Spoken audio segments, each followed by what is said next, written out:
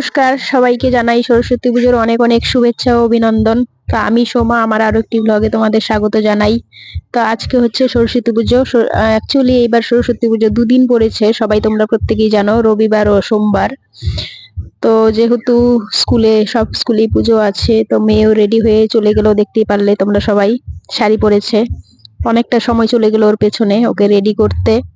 আসলে একা একা শাড়ি পরতে পারে না, তাই সবকিছুতে হেল্প করতে হয়। শাড়িটারি পরিয়ে গুছিয়ে টুছিয়ে দিলাম। এবার ও চলে গেল স্কুলে, সেখানে পুজো হবে, প্রসাদ টসাদ খেয়ে ঘোরাফেরা করবে, অনেকটা সময় লাগবে। আর এদিকে আমি বাড়িতে যেসব কাজকর্ম আছে সেগুলো এখন করব। বাড়ি একদম ফাঁকা, তাই প্রথমেই কয়েকদিন থেকে ভাবছিলাম এই জিরে গুঁড়োগুলো একেবারে আমি করে রাখি আর কি। মানে অনেকটা একেবারে করে রাখলে সুবিধে হয়, পরে আর কি বারবার করতে হয় না, বাটতে হয় না মশলা।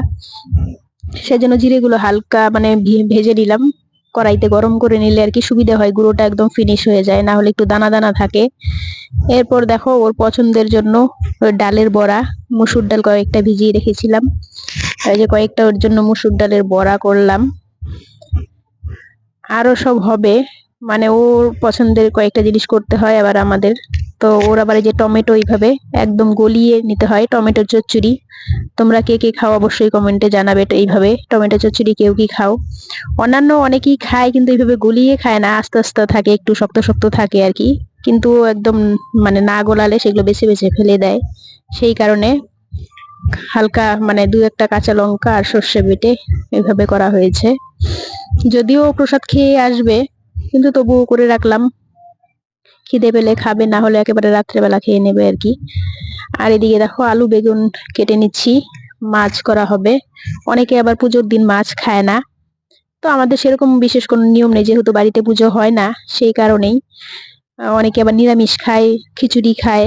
তো আমরা রাতের বেলা খিচুড়ি খাই, আর অন্যান্য বার সকালবেলাও করা হয়, কিন্তু এবার যেহেতু মানে অঞ্জলিটাই পড়েছে অনেক দেরিতে, সেই কারণে সকালবেলা তো খাওয়া যাবে না, করলে বেকার পড়ে থাকবে, সেই কারণে করা হয়নি। না হলে খিচুড়ি তো আমার ফেভারিটই, আমার এবং মেয়ের। কিন্তু এবার তো মানে তিথিটা পড়েছে সেই দুপুরবেলা থেকে পরদিন সকালবেলা পর্যন্ত। তো কালকে দেখা যাক, করলে করা যেতে পারে। এখন আমি সবকিছু আগে কাজগুলো গুছিয়ে নেব, তারপর আস্তে আস্তে বাদ বাকি সবকিছু করবো আর কি। একা একা বাড়ি থাকলে অনেক রকম কাজ করতে হয়, তো সবকিছু একসাথে করলে আর কি করে উঠতে পারি না। আর অনেকগুলো ধনেপাতা আনা হয়েছে, কিছুটা আজকে দেব মাছের ঝোলে, তরকারিতে, আর বাদ বাকিটা থাকবে কালকে বাটা করে ফেলবো, না হলে আবার বেশি দিন থাকলে নষ্ট হয়ে যায়, শুকিয়ে যায় ঘরে থাকলে, সেই কারণেই। প্রথমে ভেবেছিলাম ওকে পুজোতে যেতে দেবো না, যেহেতু সামনেই পরীক্ষা। তারপর চিন্তা করলাম সব বান্ধবীরা যেহেতু বের হচ্ছে, তাই ওকে আর আটকিয়ে রেখে লাভ কি। একটা দিনই পুজোর ব্যাপার, চারিদিকে মাইক বাজছে, আনন্দ হচ্ছে, সেই কারণেই আর কি। এরপর রান্না বান্না সেরে তারপর বাকি সময়টা আমাকে একাই বাড়িতে কাটাতে হবে আর কি, ও যতক্ষণ না পর্যন্ত আসছে। এই যে দেখো এখন সবকিছু রেডি করা হয়ে গেছে, মশলা বাটা কেটে ধুয়ে সবকিছু নিয়েছি। এখন আর কি কড়াইতে তেল দিয়ে দিলাম, মাছগুলো আগে ভেজে নেব।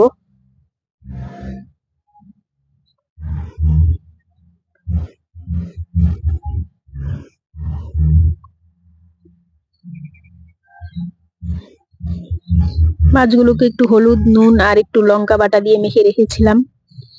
লঙ্কা বাটাটা দিলে একটু আলাদা রকম টেস্ট হয়, সেই কারণেই আর কি। আর আগে থেকে মেখে রাখলে কালারটাও ভালো আসে।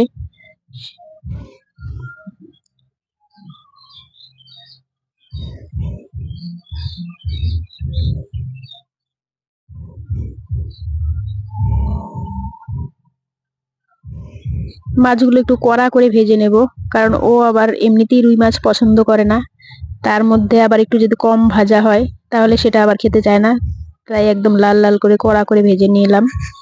আর এদিকে দেখো বেগুন আলুগুলো বসিয়ে দিয়েছি, এখন একটু ঢাকা দিয়ে দিব, মানে কিছুটা একটু সিদ্ধ হয়ে যাওয়ার পর তারপর মশলাটা দিয়ে ভালো করে ভেজে নেব। এই যে দেখতেই পাচ্ছ বেগুনগুলো একদম সেদ্ধ হয়ে অনেকটা পরিমাণে কমে গেছে আর কি। এখন একটু ভাজা ভাজা করে নেব, সব গুঁড়ো মশলাগুলো দিয়ে নিচ্ছি।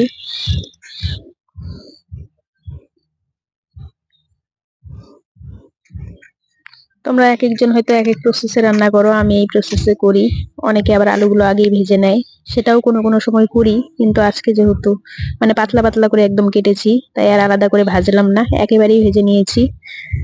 আর অল্প পরিমাণ ঝোল দিয়েছি, খুব বেশি একটা ঝোল না।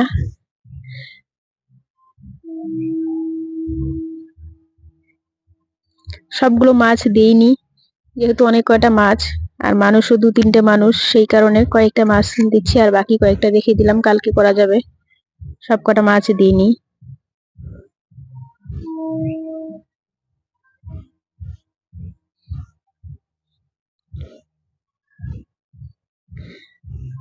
ঝোলটা প্রায় হয়ে এসেছে, আর একটু জাল হলেই হয়ে যাবে। এরপর কিছু ধনিয়া পাতা এর উপর ছড়িয়ে দেব।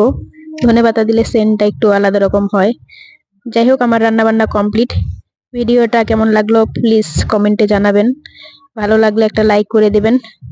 দেখা হচ্ছে নেক্সট ভিডিওতে। ততক্ষণ পর্যন্ত সবাই ভালো থাকবেন, সুস্থ থাকবেন। দেখা হচ্ছে খুব তাড়াতাড়ি।